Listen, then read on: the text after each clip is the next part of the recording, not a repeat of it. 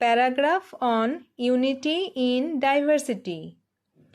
India is often called the land of unity in diversity. This means that even though we are different in many ways, we are united as one nation.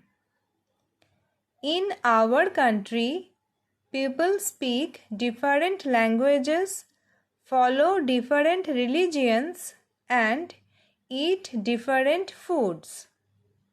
Yet, we live together with love and respect. This diversity makes India rich in culture.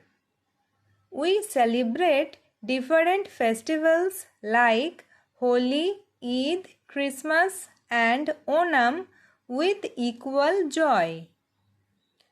We share each other's happiness and stand together in times of difficulty. This unity has helped our country remain stronger for thousands of years.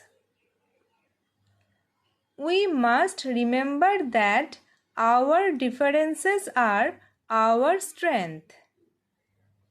Instead of fighting over religion, language, or region, we should respect each other and work for the nation's progress. Unity is the key to peace and development.